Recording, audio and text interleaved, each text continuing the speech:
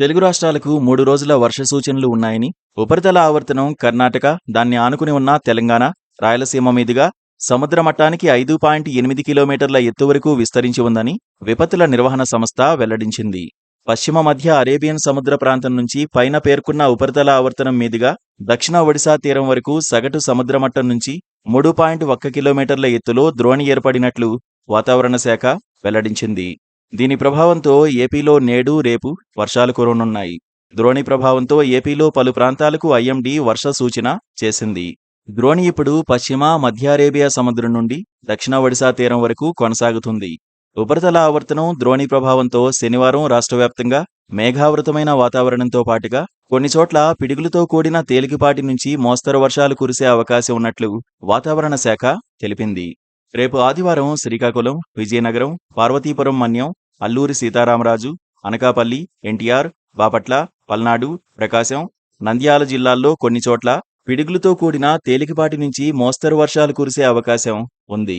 మిగతా జిల్లాల్లో అక్కడక్కడ తేలికపాటి వర్షాలు కురిసే అవకాశం ఉంది. ఈ క్రమంలో ప్రజలు అప్రమత్తంగా ఉండాలని హెచ్చరికలు జారీ చేసింది.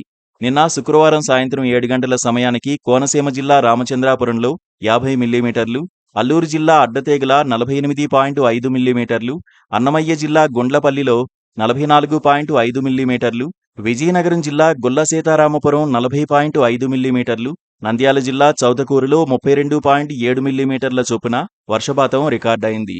తెలంగాణలోనూ ఈరోజు, రేపు, ఎల్లుండి కొన్ని జిల్లాల్లో అక్కడక్కడ మోస్తరు వర్షాలు కురిసే అవకాశం ఉన్నట్లు వాతావరణ కేంద్రం వెల్లడించింది. ఈరోజు తెలంగాణలోని నిర్మల్, నిజామాబాద్, మహబూబాబాద్, నాగర్ కర్నూల్, వనపర్తి, నారాయణపేట, జోగులాంబ గద్వాల్ జిల్లాల్లో అక్కడక్కడ ఉరుములు, మెరుపులతో 40 నుంచి 50 కిలోమీటర్ల వేగంతో ఈదురుగాలులతో కూడిన భారీ వర్షాలు కురిసే అవకాశం ఉంది. ఇక ఉష్ణోగ్రతల విషయానికొస్తే ఈరోజు తెలంగాణలోని ఖమ్మంలో గరిష్టంగా 36.4, మహబూబ్ నగర్లో కనిష్టంగా 29.4 డిగ్రీల ఉష్ణోగ్రతలు నమోదయ్యే అవకాశముందని వాతావరణ శాఖ తెలియజేసింది. Please subscribe to KTV Telugu. KTV Telugu. KTV Telugu. KTV Telugu channel.